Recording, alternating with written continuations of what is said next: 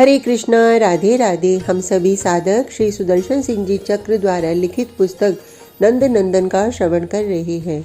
आज का प्रसंग है साधु सेवक वत्स चारण।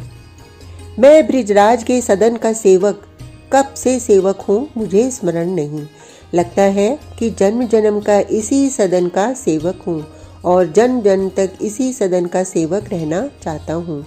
मैंने अपना शैशव इसी सदन में बिताया है और नंदराय तो मेरे अंक में खेले हैं। पता नहीं क्यों लोग मुझे साधु कहने लगे। अब यही मेरा नाम पड़ गया। शाम ही है जो मुझे साधु दाऊ कहता है। इसे पहले ताऊ कहना आता नहीं था। ताऊ के स्थान पर दाऊ कहता था और अब भी मुझे दाऊ ही कहता है। यह नीलमणि, यह कभी अंक में आ बैठता है और अपने दोनों कर मेरे उज्जवल श्मश्रु के केशों में लगाकर उंगलियां नचाता है। इसे कभी कोई पुष्प चाहिए, कभी कोई पक्षी या बछड़ा पकड़ना है और कुछ नहीं तो कर पर या कंधे पर बैठी तितली उड़ानी है।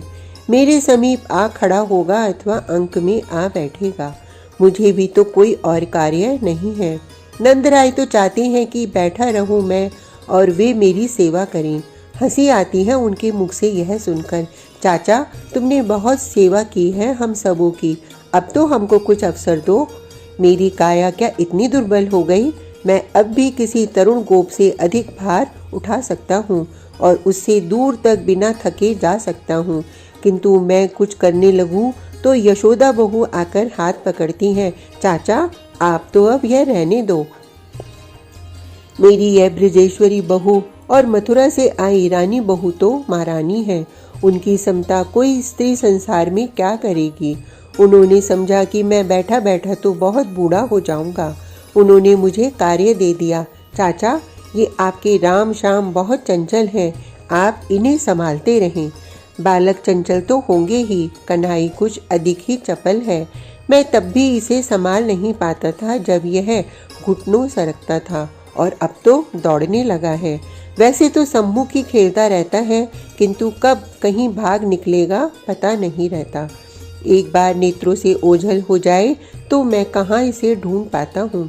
ढूंढ भी लूँ तो इसे रोकना असंभव है। यह केवल ब्रिजेश्वरी बहू की ही कुछ मानता है। साधु दाऊ, शाम यह कहकर जब मेरी ओर देखकर हंस देता है, मुझे अपने शरीर की ही सुधि नहीं रह जाती। इस मोहन की किसी बात को कोई भी क्या अस्वीकार कर सकता है? लेकिन अब कितनी विचित्र है इसकी हट। अभी पूरे 3 वर्ष का नहीं हुआ और हट पकड़ चुका है कि गाय चराएगा। यह हट ब्रिजराज कैसे मान ले? गाय कितनी दूर जाती हैं, कहाँ कहाँ दौड़ जाती हैं, कितना भटकना पड़ता है उनके पीछे, इसकी कल्पना भी कृष्ण को कैसे हो सकती है। इसके बरसाने के सखा बहुत संकोची हैं।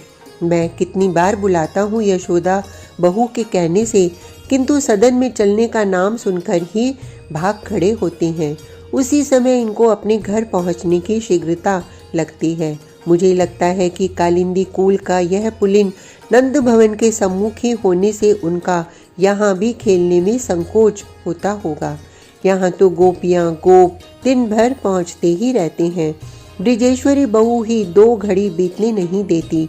स्वयं बालकों को बुलाने बार बार पुलिन पर पहुँचती हैं।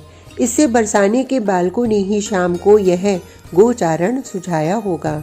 श्री दाम बड़ा है, चतुर है। उसने सोचा होगा कि गोचारण के लिए चलने पर नंदग्राम और बरसाने के समीप के वन में भली प्रकार स्वच्छंद सब खेल सकेंगे। कन्हई बहुत भोला है, किसी की बात में शीघ्र आ जाता है। चाचा, आप अपने इस नीलमणि को मनाओ तो सही। यशोदा बहू की व्याकुलता मैं समझ सकता हूँ। इसके बड़े बड़े नेत्रों में आंसू क्या देखे जा पाते हैं। यह मचलता है, माखन फेंक देता है, दूध ढुलका देता है, मैया की गोद में ही आना नहीं चाहता। दिन में कई कई बार का इसका यह रूठना कैसे देखा जाएगा। कितना दुर्बल हो गया यह इन्हीं 4 दिनों में। कुछ खाता ही नहीं तो दुर्बल नहीं होगा। मैं गाय चराने जाऊंगा। इसकी यह हट भी क्या मानने योग्य है। मैंने कहा था कि मैं साथ ले चलूंगा, सब गोप साथ रहेंगे, किंतु यह हट पर है कि कोई बड़ा गोप साथ नहीं जाएगा। मैं भी साथ नहीं जाऊं, केवल शिशुओं को इन लक्ष लक्ष गायों के साथ वन में कैसे भेजा जा सकता है। मैं गाय चराऊंगा, सबकी सब गाय। इसे हट चढ़े तो किसी की सुनता कहाँ है। मेरे सब सखा साथ रहेंगे, दाऊ दादा साथ रहेंगे। दाऊ केवल 1 ही वर्ष तो बड़ा है इससे, किंतु इन बालकों को तो लगता है कि इनका दाऊ संसार में सब कुछ कर सकता है। वह बलवान है यह तो ठीक, किंतु गाय बहुत अधिक हैं और वह भी तो निरा बालक ही है। नील सुंदर का क्या किया जाए। यह रोता है, मचलता है, गोष्ठ में बड़े वृषभों की गायों की सींग पकड़कर झूल जाता है। गोबर गोमूत्र में लोटपोट होता है गायों के पैरों के बीच में। गाय सब सीधी है, कोई वृषभ किसी को सिर भी नहीं हिलाता। सब पशु भी शाम से स्नेह करते हैं, किंतु पशु ही तो हैं। अनजान में वे हिल सकते हैं, सिर हिला सकते हैं। कितने तीक्ष्ण श्रृंग हैं इनके, और इनके खुर बहुत सुकुमार है। नील सुंदर, मैं इसके साथ ही लगा रहता हूँ, किंतु इसका रुदन, इसका यह हट, लगता है कि हृदय फट जाएगा। कुछ करना चाहिए, मैंने नंदराय से बहुत संकोच पूर्वक कहा। बालक हट पर आया है और यह पशुओं के पेट के नीचे इसका लेटना, सींग पकड़कर झूलना, यह तो वृषभों के ऊपर तक चढ़ जाता है जब वे बैठे होते हैं। नारायण इसकी रक्षा करें। क्या करना चाहिए चाचा? नंदराय ने नेत्रों में अश्रु भरकर मेरी ओर देखा। मुझे आजकल इस चिंता में निद्रा तक नहीं आती, किंतु कुछ सूझता नहीं। गोप बालक का यह उत्साह तो उत्तम है, किंतु नीलमणि कितना छोटा है। मैं अपने नेत्र पोंछता चुपचाप हट आया। मुझे ही कहाँ मार्ग सूझता है। मुझे मार्ग सूझता तो मैं यशोदा बहू को इतना चिंतित दुखी देख पाता। वे कितनी व्यथित हैं इन दिनों अपने कनाई के रूठने, आहार न करने और गोष्ठ में इस प्रकार मचलने से। लाल, तू तनिक और बड़ा हो जा तो गाय चराना, नंदराय बहुत स्नेह से समझाते हैं। मैं बड़ा तो हो गया, कनाई मानने वाला कहाँ है। देख, गोप बड़े हैं, वे बड़ी गाय और वृषभ चराते हैं। बृहस्पति ने एक मार्ग निकाल लिया। तू छोटा है, तू छोटे बछड़े चराया कर। हाँ, मैं बछड़े चराऊंगा। मोहन प्रसन्न हो गया है, यह बछड़ों की ओर देख रहा है। बछड़े तो इसे गायों से भी अधिक अच्छे लगते हैं। अब तक बछड़े चराने की बात क्यों नहीं सूझी इसे। मैं नंदराय की सूझ पर प्रसन्न हूँ। युक्ति उत्तम है। बछड़ों को चरना तो रहता नहीं, वन में जाते इन्हें स्वयं संकोच होगा। कुछ देर आसपास ही उछल कूद करके स्वयं गोष्ठ में भाग आएंगे। मैं बछड़े ले जाऊं? कन्हई इधर उधर लकुट देखने लगा है। अभी नहीं लाल, मैं महर्षि शांडिल्य से मुहूर्त पूछने चल रहा हूँ, तुम साथ चलो। बछड़ों की पूजा करके तब इन्हें चराने ले जाना। यह बात पिता की नील सुंदर को स्वीकार है। जानता है कि प्रत्येक कार्य का प्रारंभ पूजा से होता है।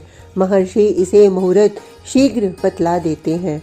वत्सचारण महोत्सव ब्रिज के लिए नवीन बात है, किंतु हमारा कृष्णचंद्र वन में जाएगा बछड़े चराने तो दूसरे बालक घरों में तो नहीं बैठे रहेंगे।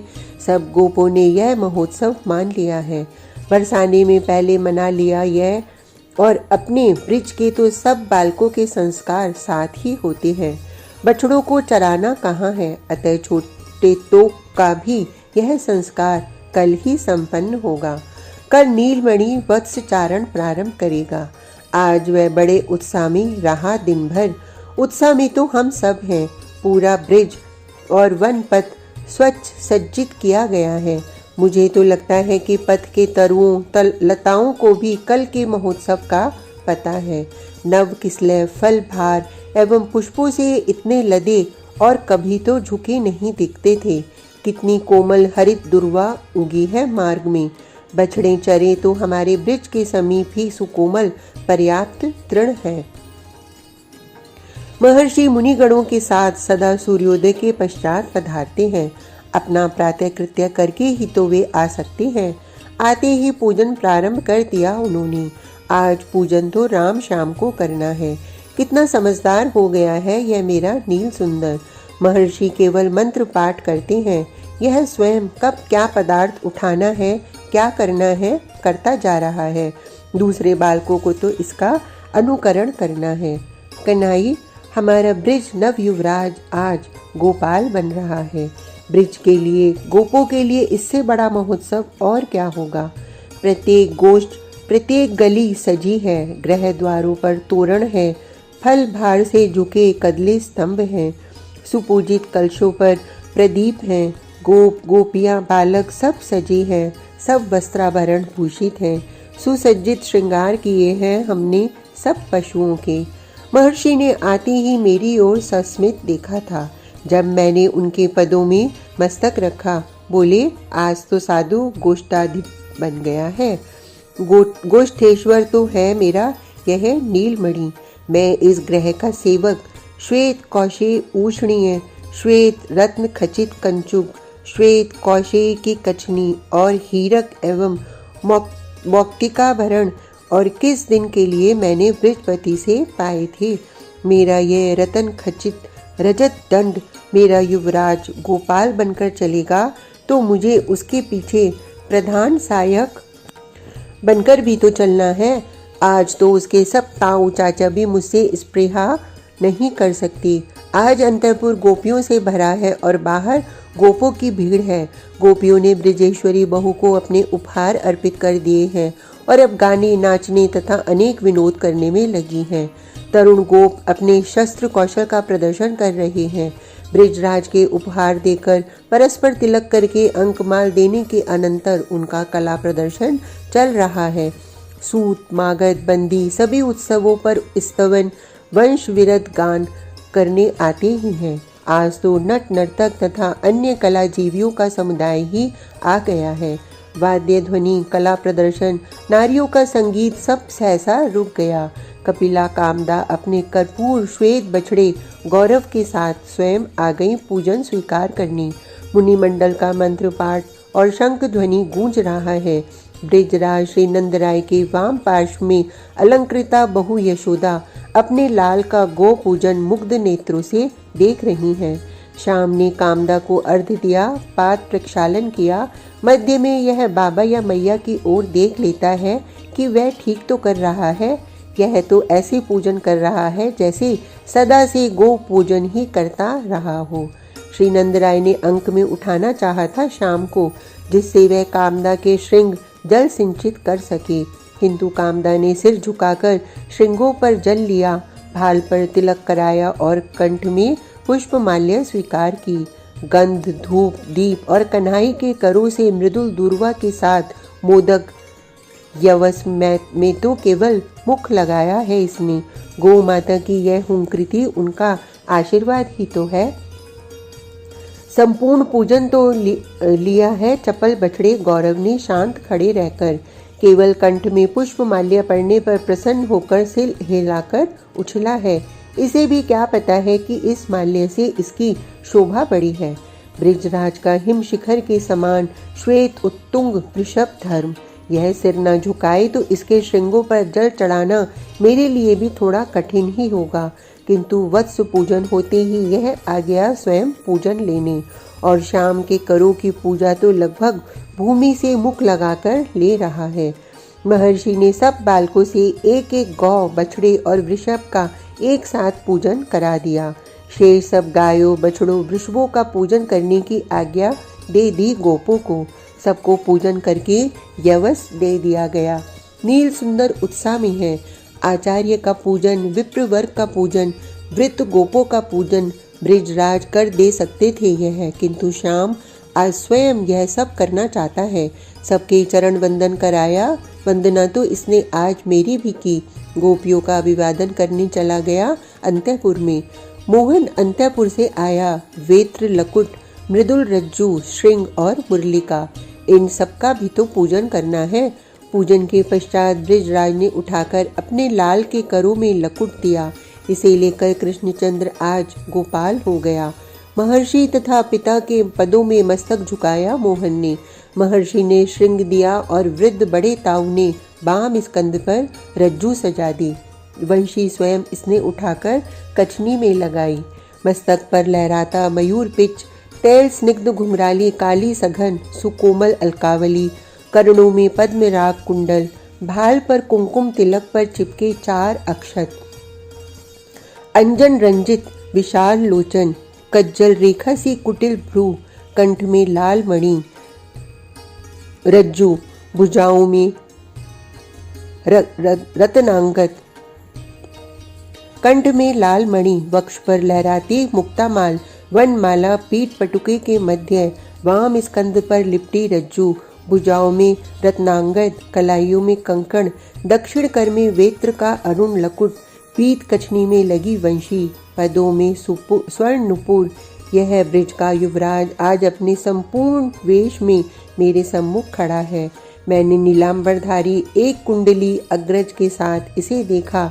सफल हो गया जीवन, संपूर्ण जीवन फल मुझे आज मिल गया। वेत्र करों में उठा और गौरव कूदता गोष्ठ से निकल पड़ा। सहस्र सहस्र गोवत्स निकले उसके साथ और उनके पीछे यह चला सखाओं के संग, अग्रज को साथ लिए गोपाल। वाद्यों के घोष, भेरी नाद, शंखनाद, गोपों की शंख ध्वनि, गोपियों का मंगल गान, सबको तो इसी समय सार्थक होना है। इस मध्याह्न में गगन मेघों से ढका है और नन्हे सीकरों के साथ गगन से सुमनों की झड़ी लगी है। ब्राह्मण स्वस्ति पाठ के साथ अक्षत पुष्प निक्षिप्त कर रहे हैं। गोपियां लाजा दूर्वांकुर फेंक रही हैं। विप्र पत्नियों ने आशीर्वाद की वर्षा प्रारंभ कर रखी है। बालकों के पीछे मुझे अपने सहायकों के आगे चलने का सम्मान मिला है। सुरभियों का समूह है हमारे पीछे और उनके पीछे है गोपगण। आज केवल ग्राम सीमा तक जाकर लौटना है। बहुत विलंब हुआ है। कनाई बहुत सुकुमार है। थक गया होगा यह, लेकिन आज तो सब विधियों को इसी को पूरा करना है। ब्रिजराज के मना करने पर भी सब सखाओं का इसने स्वयं श्रृंगार किया था, तो अब क्या मानेगा। मैं इसी चिंता में था कि मोहन बहुत थक गया होगा। इतने में वाद्य दो भागों में विभक्त हो गए। विप्रवर्ग दोनों ओर हो गया मार्ग के और मध्य से मोहन लौटा। सहस्त्रों रंग बिरंगे बछड़े, सब अलंकृत, सबके कंठों में हीरक एवं पुष्पों की मालाएं, सब उछलते कूदते बालकों की ओर ही बार बार लौटते हैं। शाम लकुट उठाता है तो सब सिर उठाकर उस लकुट को ही सूंघने लगते हैं। दाहिने राम, बाएं श्रीदाम, पीछे भद्र, सुबल और सहस्त्रों बालकों का अलंकृत समुदाय है। गायों के खुर से उड़ी धूल पर, धूली अलकों पर, भाल पर, वक्ष पर छाई है। मेरा यह युवराज थक गया है। भाल पर श्वेत झलमला आया है। मुख अरुण हो उठा है। यह लौट रहा है। गोपों ने चाहा था कि गायों को वन में चरने ले जाएं, किंतु कनाई लौट रहा है तो वे वन में क्यों जाएं? उनका उदर तो यवस से भरा है। सब लौट पड़ी हैं। सब बछड़ों के साथ भागकर मिल गई हैं। गोपाल बना है आज कृष्ण, तो सबका ही चरवाहा तो उसी को रहना चाहिए। हुंकार करती स्तनों से दुग्ध धारा बहाती गायों के दुग्ध से मार्ग में बिछे सुमन, दूरबादल, लाजा सब आर्द्र हो गए हैं, धुलते जा रहे हैं। विप्रों के सम्मुख सिर झुकाई उनके स्वस्ति पाठ के मध्य उनके अभय करों की छाया में मोहन चला आ रहा है।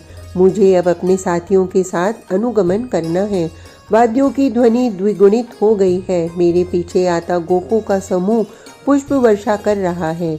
महर्षि शांडिल्य विप्रबंद के साथ उसके पीछे, उनके ही पीछे चलेंगे ये।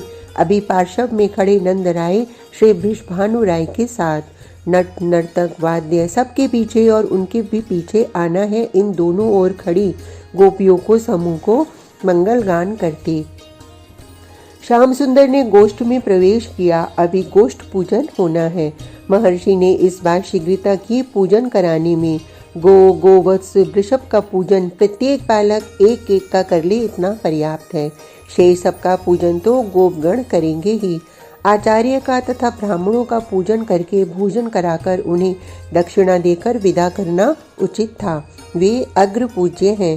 ब्रिजेश्वरी बहू ने ब्राह्मण पत्नियों को भली प्रकार अलंकृत कर दिया। वृद्ध गोपों तथा संबंधियों का और नट नर्तकी का सत्कार भी समझ में आता है। आज हमारा नूतन गोपाल स्वयं सबको उपहार देता है, यह भी उचित है, किंतु हम सेवक तो घर के हैं। हमारा सत्कार, हमारी समझ में यही बात नहीं आती। मेरे सब साथी चकित हैं। साधु दाऊ, मैं तुमको कुंडल पहनाऊंगा। अब यह कान्हा अंक में आकर बैठ गया है। रोहिणी बहू इसे उत्साहित कर रही है। आज गोपाल बने अपने युवराज के करों का उपहार, मैं मना भी कैसे कर सकता हूँ। इसे भी कहाँ कुंडल पहनाकर ही संतुष्ट होना है। नंदराय ही किसी को देते संतुष्ट नहीं होते और यह उनका लाल तो उदारता में पिता से बहुत आगे है। बहू, मोहन बहुत थका है आज। मैं रानी बहू से प्रार्थना करता हूँ, बहुत भूखा होगा, इसे पहले कुछ खिलाओ। मैं और मेरे साथी तो इसी घर के हैं, हमें तो आपका प्रसाद ही पाना है। आप अपने पौत्र को समझाइए। रानी बहू सस्मित कह देती हैं। श्याम कहता है कि आज सब आपके साथियों को स्वयं परसकर खिलाएगा, सबको भोजन करा के तब भोजन करेगा सखाओं के साथ, अतः शीघ्रता तो आप सबको करनी है। हे भगवान, यह नन्हा नीलमणि अभी से इतना सावधान, सेवकों का इतना ध्यान रखने वाला हो गया। यह इतना हठी है कि इसके हट के कारण ही तो यह वत्सचारण की नवीन परंपरा चलानी पड़ी बृहस्पति को। अब इस समय तो यह जो कहे वही मान लेना है। सब बालक एक से हैं, राम, भद्र, श्री राम, सुबल, तोक, कोई नहीं खिलाएगा बिना कन्हई को, कोई नहीं खाएगा बिना कन्हई को साथ लिए, और कन्हई जुटा है हम सबको खिलाने में। इन बालकों को स्वयं भोजन करने की अपेक्षा दूसरों को भोजन कराने में, दूसरों को देने में आनंद आता है।